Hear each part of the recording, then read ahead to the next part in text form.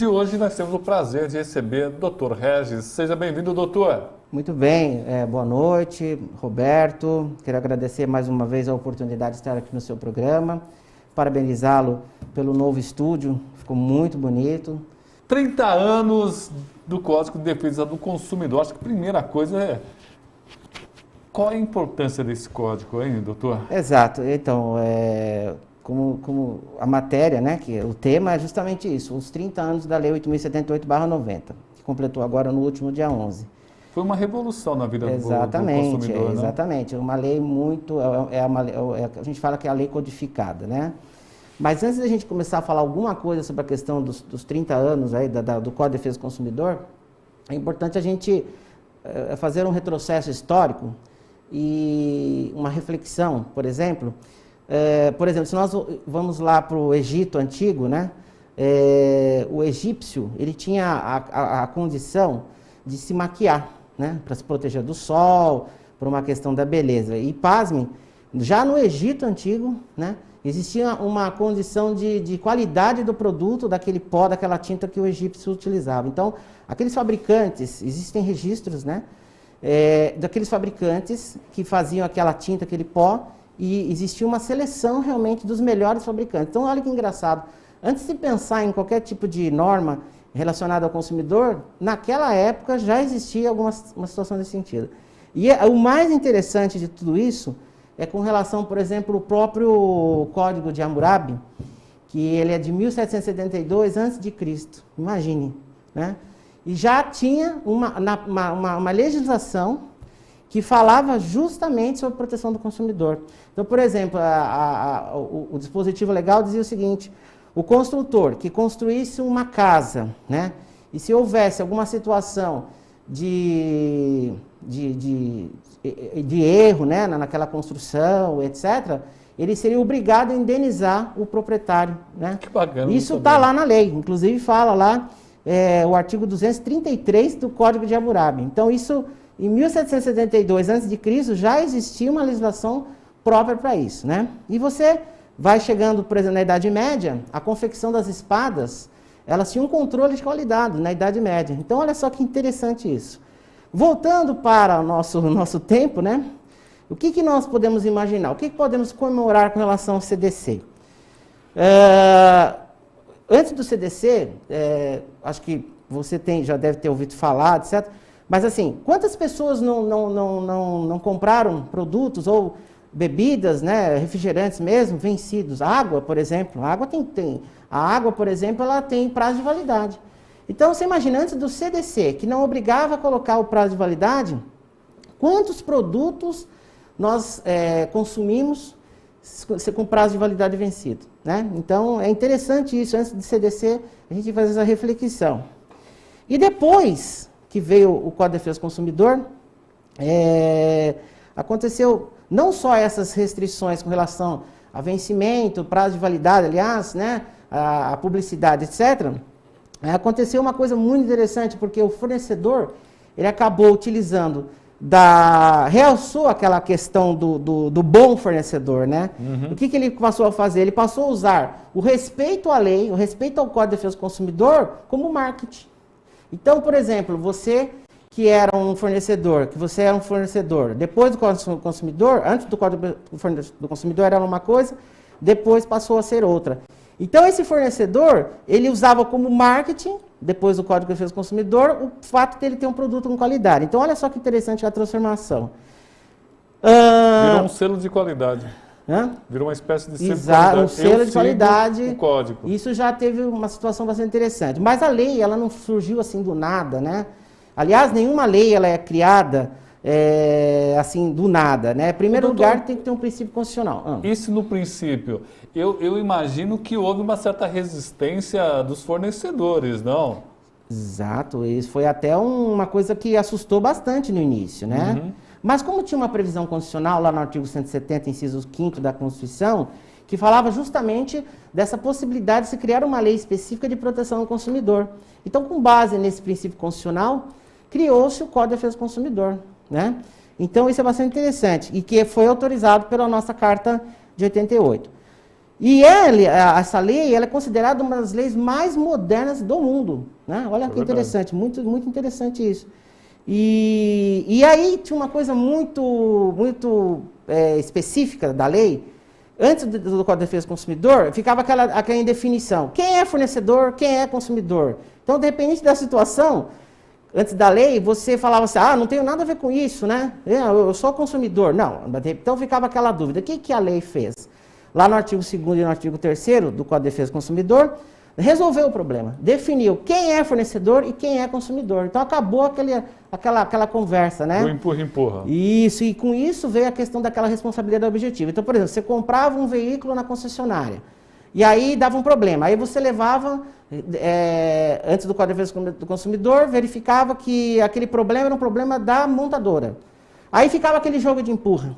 Mas eu não sou o fabricante, então eu não tenho responsabilidade. Aí jogava para o fabricante. O fabricante falava, não, mas eu não tenho responsabilidade porque o carro estava... Né? E assim ficava. Acabou o problema. Com o advento do Código de Defesa do Consumidor, automaticamente surgiu a questão da responsabilidade objetiva. Aquele que te vendeu o produto é responsável, independente se o problema não tenha ocorrido dentro do seu estabelecimento. Né?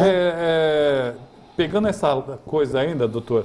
Se a pessoa é um vendedor aqui no Brasil de um produto estrangeiro, ela responde. Mesma coisa.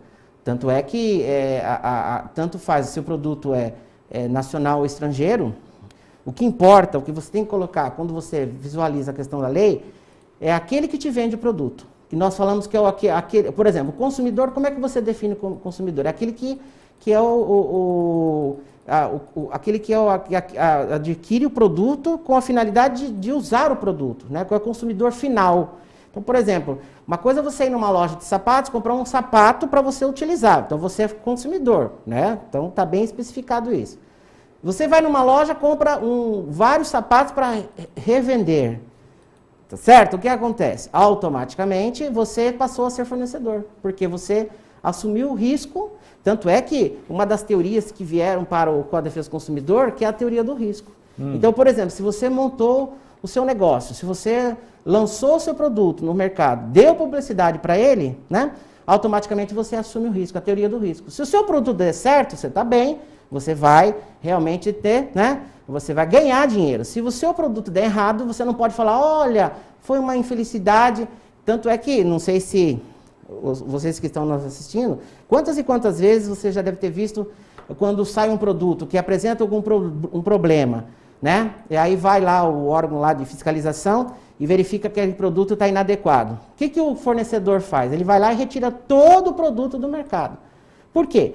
Porque isso chama-se a teoria do risco. Ele colocou o produto no mercado, ele não pode falar assim, seja que Deus quiser, vamos correr o risco. Não.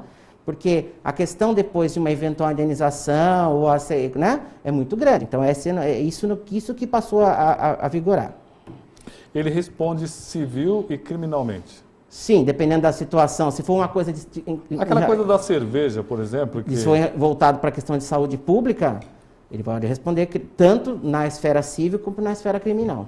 Igor Salles, lá do Cabo Sul, está nos acompanhando. Rubiana Leiras está dando boa noite para nós. Auro Alexandre Castro, boa noite, Roberto, e aos amigos convidados. Tenham uma ótima noite, parabéns pelo trabalho que vocês estão fazendo pela cidade. Nosso amigo Evanildo Jabá, que é lá São João, Soberana, por ali. Soberana não. Haroldo Veloso está nos acompanhando aqui. Um abraço a todos vocês. Obrigado que estão aqui com a gente. Bom, deixa eu pegar aqui. Eu fico imaginando... se hoje em dia o pessoal já deixa um pouquinho mais para lá essa questão da lei, depois de passado 30 anos, se a pessoa já esqueceu essa lei ou ela está cada vez mais atenta a seus direitos. Nós temos uma situação bastante interessante. A nível municipal, estadual e municipal, nós temos o PROCON. Né? O PROCON é uma fundação que ela exerce um caráter administrativo, ela não pode condenar, não tem esse caráter judicial, mas ela pode realmente fiscalizar, inclusive. Então, o que acontece? O PROCON tem desenvolvido normas de conscientização. Eu acho que ainda falta mais, né? Por exemplo, você tem um dispositivo que fala que você tem que ter lá o exemplar do Código de Defesa do Consumidor no seu estabelecimento. Beleza, eu acho que é importantíssimo. Só que assim, poucas pessoas sabem interpretar. Né? E eu penso, a lei ela é muito clara, não há necessidade de você ser um operador de direito para você interpretar. Então o que falta mais, eu acho que a conscientização, porque às vezes eu como advogado que atuo na área do direito do consumidor, a gente vê muito isso. As pessoas vão diretamente para o judiciário, tudo bem, mas nem sempre o judiciário é o primeiro momento, entendeu? Então você tem que fazer uma reclamação, você tem que consultar. É que, infelizmente, acredito eu, que seja até uma questão um pouco cultural, né? Por exemplo, você fala na relação contratual, na proteção da elaboração de contratos. Então, a pessoa primeiro faz o contrato, depois ela vai procurar o advogado, entendeu? Então, assim, isso é complicado, né? Então, assim, essa é a diferença. Então, falta um pouco de conscientização que existe uma lei específica, uma lei que ela é uma lei moderna, é uma lei que atende todas as necessidades, né? E isso é importantíssimo. Que nem, por exemplo, a inversão do ônus da prova. Antigamente, você ia com o seu produto lá, porque o consumidor ele é considerado hipossuficiente em relação ao fornecedor. Hipossuficiente, ele não tem condições financeiras, ele é avaliado por esse lado. Então, o que acontece? Você vai entrar com uma ação contra uma grande empresa, uma grande fábrica. É lógico que, claro, você vai ter a questão econômica envolvida. Então, o que o Código fez? Ele acolheu a questão da inversão do ônus da prova. Por exemplo, então, o fornecedor que tem que provar que eu estou errado, entendeu? Existe uma inversão. Eu entro com a ação, eu entro com a minha reclamação, vamos dizer assim, e o fornecedor que vai ter que provar que eu estou errado, né? E isso veio junto também com a questão da competência, o domicílio. Então, o domicílio para se ajuizar uma demanda, no caso do defesa do consumidor, é o domicílio do consumidor. Então, isso facilita muito, né? Isso e essas coisas assim. Deixa eu só falar aqui que o doutor Eduardo Kamei Yukizaki está mandando um abraço para mim e para o doutor um grande Regis. abraço também, um grande amigo. Grande amigo. E o Silvio Cipiliano. Também, grande amigo, muito obrigado. Um abraço aí para o doutor aqui. Obrigado, ao pessoal que está nos acompanhando. Tem um negócio aqui que eu achei muito interessante, eu gostaria que ele falasse sobre o direito do arrependimento. O que é isso, doutor? Olha, ele tocou... Quem que perguntou? Não, isso aqui perdão. meu. Tá. Olha, então, todos sabem aí que nós estamos passando, né? Estamos passando aí pela questão da pandemia. E o Código de Defesa do Consumidor foi, assim, essencial, porque talvez se não existisse o Código de Defesa do Consumidor nesse período, eu acho que as pessoas teriam grandes problemas. Primeiro fato foi a questão do direito do arrependimento. Então, todos sabem, né, que muitas pessoas passaram a adquirir produtos pela internet, pelo telefone, pelas redes sociais, etc. e tal. E aí, se o produto apresenta lá um tipo de problema, como é que você resolve isso? Lá no artigo 49 do CDC, ele fala que existe a obrigatoriedade, dentro daquele prazo de 7 dias, independente se ele tenha sido adquirido pessoalmente ou através das redes sociais, telefone, catálogo, etc., ele tem que ser devolvido e o fornecedor tem que entregar. Então, por exemplo, você comprou uma máquina de lavar roupa pela internet. Foi lá, tudo direitinho. Chegou a máquina, deu problema dentro daquele período de 7 dias que a lei realmente... Tá, você simplesmente vai falar, olha, o produto está com defeito, não funcionou, aconteceu X, ou veio amassado, eles não têm que discutir. Eles vão ter que pegar o seu produto, retirar e te entregar outro produto naquele prazo de 7 dias. Então, olha só, se não fosse a lei nesse período, se você tivesse uma compra pela internet e se não tivesse a lei que fala que pode ocorrer a devolução mesmo, feita pelas redes sociais, etc., como é que você resolveria esse problema? Não resolveria. Não resolveria. A outra coisa interessante foi a questão dos cancelamentos de viagem, né? Quantas pessoas tinham programado as viagens, né? E nesse momento não poderiam mais viajar. Então, como é que se faz? Se você faz com cancelamento, quem já viajou, né? Comprou o pacote, etc., você quer seu dinheiro de volta. Só que se você desiste da viagem, por exemplo, você tem uma multa, você tem aí um ônus, né? Então, o que acontece? Veio até uma medida provisória, que é a Lei Medida Provisória 925, de 18 de março de 2020, que diz exatamente isso, que você pode cancelar sua viagem e a companhia aérea, por exemplo, se for passagem, ela pode te devolver esse valor em até 12 vezes, entendeu? Ou você também tem a opção de postergar, em vez de fazer a viagem agora, faz Então, quer dizer, se não tivesse a proteção do consumidor, e mesmo assim precisou de uma medida provisória para poder resolver esse problema, entendeu? Então, são coisas muito interessantes. E vem com relação à hospedagem, etc e tal. Me dá só um minutinho aqui que o Evanildo Jabá fez uma questão interessante. Antigamente não existia prazo de validade. Qual foi o motivo dessa implantação, doutor? Olha, eu acho que é o seguinte, eu até entro na questão de caráter de saúde pública, né? Muitos problemas de infecção, etc e tal, podem acontecer, por exemplo, se você, questão de saúde pública, se você, por exemplo, ingerir um produto fora da validade, você pode ter um problema sério de saúde, pode pegar uma infecção, alguma coisa. Então, eu acredito que essa questão do prazo de validade, provavelmente deve ter sido uma sugestão de caráter de saúde pública, né? Porque como se faz uma lei? Como se existe uma comissão que se elabora, eles se sentam, estudam, né? São várias fases, são vencidas, e para depois chegar no projeto, depois esse projeto ser votado, etc., e ser aprovado. Então, o que acontece? Eu acho que nessa fase de estudos, se chegou à conclusão que o produto vencido pode causar um problema sério para a saúde pública, né? Então, colocou-se a questão do prazo de validade. Eu acredito que tenha sido... Eu não conheço o projeto de criação do CDC. Não conheço. Mas além da questão da comida, também começou a se pensar num prazo eu não sei se seria de validade, mas a palavra é outra. O produto tem aquela garantia. Olha, esse produto tem garantia de 3 meses. Se quebrar... tanta coisa. Esse conserto, ele tem a validade de 3 meses. Se for antes, isso também é garantido pelo Código? Sim, por exemplo, então vamos supor, o que nós temos como regra geral? Você tem um prazo de 7 dias para que você, independente do problema que ocorra no produto, você pode pedir a troca desse produto. Você comprou um produto, um eletrodoméstico, deu um problema, você nesse prazo de 7 dias, você pode pedir, você vai devolver o produto e vai pedir um outro produto, eles vão ser obrigados a te entregar outro produto. Fora esse prazo de 7 dias, passado esse prazo de 7 dias, você tem um prazo de 90 dias que é para reclamar sobre qualquer tipo de defeito. Aí sim, o fornecedor é obrigado a te indicar uma assistência técnica para poder, dentro da período de garantia, para que você possa resolver esse problema. Então, são 2 tipos de situações que o Código prevê. O período da troca do produto. Tanto que no começo, quando veio o Código, aconteceu uma coisa muito interessante, né? Muitas pessoas, olha só como são as coisas, isso foi assim muito divulgado na época, as pessoas usavam de má fé. Olha que engraçado, o consumidor. Então, por exemplo, a pessoa ia lá na loja, comprava um vestido, né? Ia no casamento, aí dançava lá, tal, participava do casamento, voltava na loja e falava assim, não gostei do vestido. Entendeu? E o fornecedor ia pra... Só que aí caiu na situação bastante interessante. O fornecedor, o que aquele pessoa começou a fazer? Ele pegava aquela roupa de volta, mandava para uma perícia. E a perícia constatava que você tinha utilizado aquela roupa. Então, você perdia aquela... Olha só que coisa.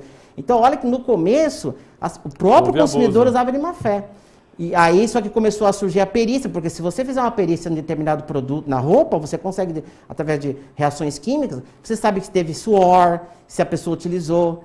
E aí sai um laudo, não, essa roupa foi utilizada. Então, olha, mas isso no início foi muito complicado, porque muitos fornecedores acabaram tendo prejuízo por conta disso. Bom, a gente não vai conseguir fazer tudo, mas tem uma coisa bacana aqui, planos de saúde. Exatamente. É importantíssimo essa questão. Aliás, doutor, eu acho uma coisa muito ruim. Por exemplo, uma criança começou o plano de saúde, é baratinho e tal, ela, vida toda, 20, 30 anos, sem usar o plano. Aí ela começa a usar lá para os 40 anos. E aí começa a subir o preço. Quer dizer, o plano de saúde teve a vida toda ganhando dinheiro sem gastar e agora quando precisa...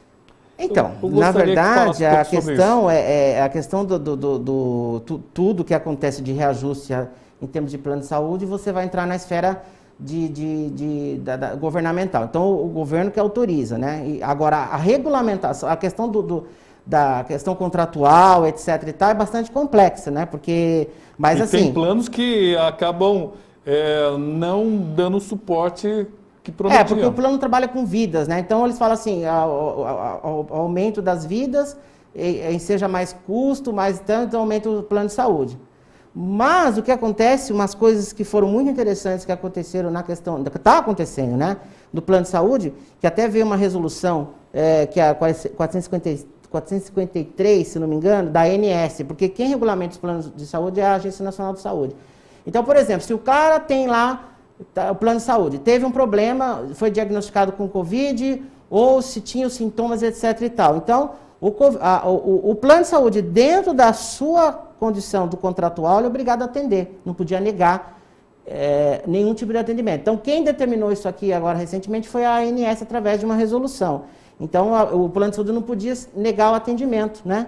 E, inclusive, tem uma tipificação de exame que é mais específica para fazer constatar se a pessoa tem o Covid ou não, que, inclusive, a ANS determinou que tinha que ser feito aqui, não fazer qualquer tipo de exame, entendeu? Independente do plano de saúde que você tem, independente da categoria de plano que você tem. Agora, o que vem acontecendo, o que vinha acontecendo, né, o problema é que, de repente, se você não consegue, encontra uma negativa, aí você vai ter que, infelizmente, entrar com uma medida judicial. Normalmente, o juiz, ele concede a liminar, porque, se tratando de saúde, ele não vai correr o risco de, né, então, mas assim, na prática, os planos têm que dar cobertura, realmente, para esse tipo de tratamento em razão dessa pandemia. Bom, limite de compra. O que é limite de compra, doutor? Pois é, olha só que engraçado, né? Essa questão do limite de compra, nenhum estabelecimento, nenhum fornecedor pode impor um limite de você. Você vai comprar um produto, ele não pode te limitar a comprar tantos produtos. Você, né, se está lá na prateleira, tem lá, tá mostrando, você pode comprar. O problema que aconteceu com a relação à pandemia é que, por exemplo, o próprio código, quando se tem a questão, por exemplo, o fornecedor ele só pode limitar a sua compra, o número de compra, por uma questão de justa causa. Então, assim, eu não vou deixar você comprar mais porque existe um problema de estoque, etc. Então, vamos lá. Você tem aqui, por exemplo, vocês vão do álcool em gel. Então, você chega lá na farmácia, você pode comprar quantos você quiser, se não tivesse no período de pandemia, você entendeu? Agora, como existe uma justa causa, que se você comprar 3, 4, 5, vai faltar para o outro fornecedor, o consumidor, então, o que a lei... olha só que interessante, a lei, ela tem essa condição de ela reformular esse sentido. Então, por exemplo, se você tem o produto e por uma questão de justa causa você não pode vender mais do que 2 ou 3, então você pode limitar. Então, se você chegar lá e falar, eu estou vendo aqui 10 potes de álcool em gel, quero levar os 10. Não, você não vai poder porque eu vou limitar, porque o meu estoque vai acabar e as pessoas... Então, por conta da pandemia, foi aplicado o dispositivo da justa causa. Entendeu? Olha só quanta coisa o código, ninguém sabe, quanta coisa o código ele tinha já no seu conteúdo normativo, que hoje está sendo utilizado. Quer dizer, como é que a pessoa podia imaginar uma situação dessa? Então, por isso que a gente fala que é uma lei que merece realmente os parabéns pelos 30 anos, porque realmente ela veio suprir muita coisa. Se você imagina se não tivesse a lei nesse período de pandemia, quais são os problemas que nós teríamos? Marcos Adailton, boa noite, doutor Regis. Boa noite. O Daniel Tales está dando parabéns pelo programa e pelo nosso convidado. Obrigado aqui, agradecer a todos. Estamos pelos canais 3 da NET TV Guarulhos, 508 da Vivo e nas nossas redes sociais. Agradecer a todos aqui que estão nos acompanhando. Obrigado mesmo. E agradecer ao doutor Regis. Vamos trazer ele aqui mais vezes, está muito interessante aqui a nossa entrevista. E olha só, agradecer o presente que ele me deu. Gostei muito aqui, a ideia bacana. Vai sempre estar guardado aqui com muito carinho, doutor. Obrigado pelo presente, obrigado pela sua presença, doutor. Eu que agradeço a oportunidade. A gente que trabalha no dia a dia com o operador de direito, eu nasci para ser advogado, então, assim, eu não admito qualquer tipo de injustiça.